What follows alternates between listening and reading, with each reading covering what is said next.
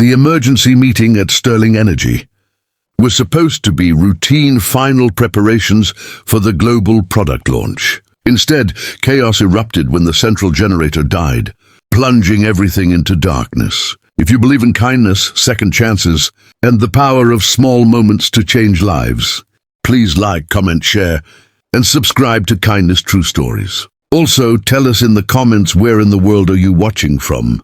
Senior engineers panicked. No one dared promise a fix in time. Jack Carter, a maintenance worker, stood quietly in the corner observing. CEO Olivia Sterling, 34, beautiful, powerful, and notoriously arrogant, turned to him with a mocking smile.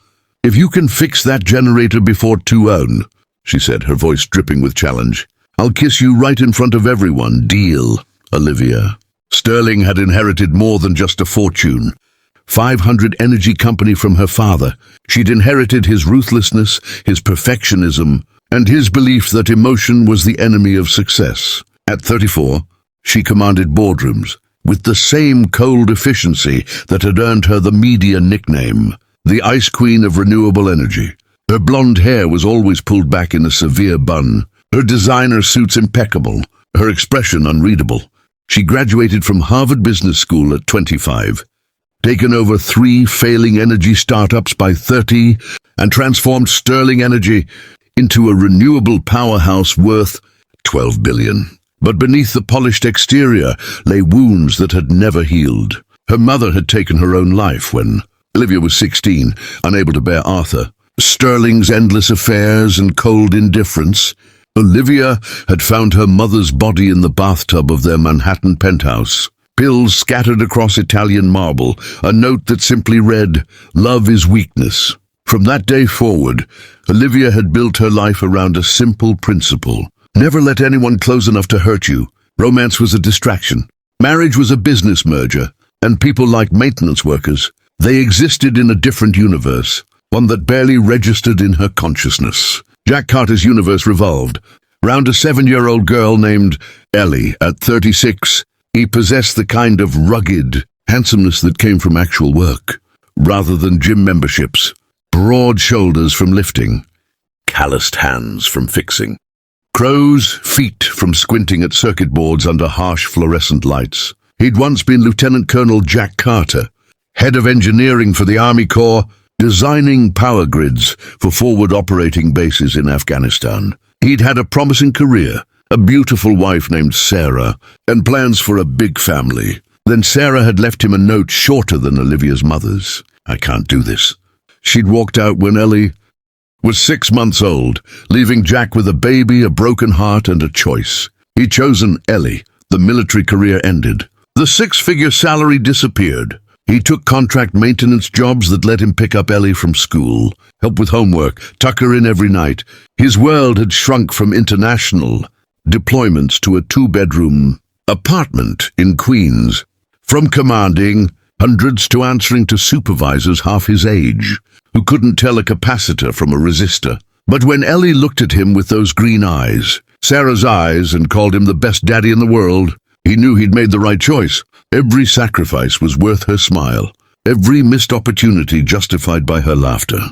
She was brilliant. His Ellie, obsessed with robots and circuits, a little engineer in the making, who saw magic in the very machines the world took for granted. So when the lights died and the expensive suits panicked, Jack simply listened to the generator's final groan, a sound he recognized instantly, a seized bearing from lack of proper maintenance, a simple but catastrophic oversight.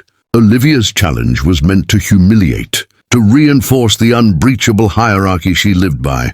But Jack heard only the clock ticking towards 3 p.m., his daughter's pickup time. He needed this job, as unglamorous as it was. "Deal," he said, his voice calm and deep, cutting through the anxious chatter. He moved past the stunned executives, his tool belt clinking a practical melody against the silent, expensive tech. He felt Olivia's gaze, icy and expectant, on his back. The senior VP leaned over to her. "Olivia, this is absurd. The launch is in 3 hours. We need real engineers on this, not a janitor." Olivia watched Jack kneel by the massive machine, his movements economical and sure. "He has 40 minutes, she said, her tone flat. Either he fixes it, or he's fired for wasting our time. The outcome is the same. But as she watched, something unsettling happened. The panicked energy in the room shifted, pooling around the kneeling man in coveralls. He didn't speak. He simply worked, his hands a blur of precise motion, his focus absolute. He called out for specific tools, for a particular schematic from the 1980s that the digital archives had purged, speaking a language of volts and amps and torque that the PhDs around him seemed to have forgotten. Olivia, who understood efficiency above all, recognized mastery. This was not guesswork. This was command. The realization sent a strange tremor through her. Time compressed. The air grew thick with sweat and anticipation. At 1:55 p.m., Jack spoke without looking up. "Stand clear." He threw a massive switch. A deep, healthy hum vibrated. Through the floor, and with a cascade of clicks and whirs, the entire building's lighting system flared back to life, brilliant and triumphant. A collective gasp, then cheers erupted from the assembled staff. Jack stood, wiping grease on his pants, and turned to face the CEO.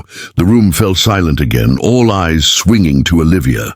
Her heart, a muscle she'd long considered atrophied, hammered against her ribs. The deal, the ridiculous impulsive deal, made in a moment of arrogant stress. To go back on her word was a sign of weakness. To honor it was a spectacular humiliation. But a Sterling never welched. Her father's voice hissed in her memory, "Control the narrative, always."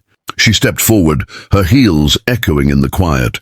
The distance between them felt like a chasm between worlds. She stopped mere inches from him, smelling engine oil and soap and man. His eyes, a steady, patient blue, met hers without flinching, without gloating. There was a kindness in them she found disorienting.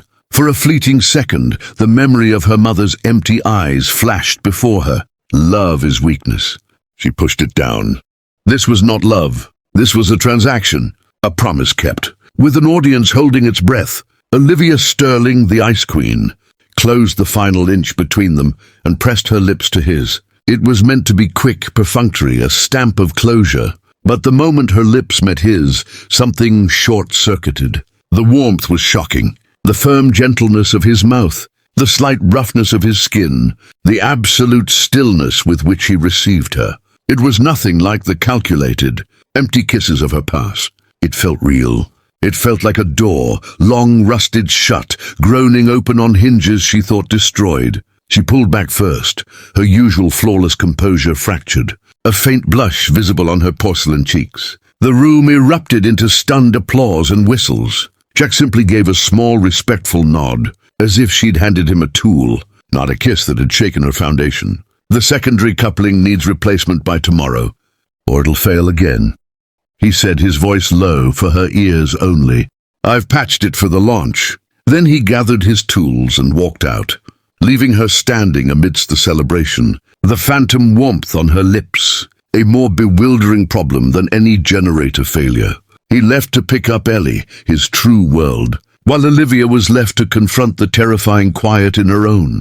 That night in her sterile penthouse, Olivia couldn't focus on the launch reports. The memory of the kiss, of the look in his eyes, invaded with the persistence of a system error. Meanwhile in Queens, Jack tucked Ellie into bed. Her latest homemade robot, a wobbling thing of spare parts and love, chattering on the nightstand.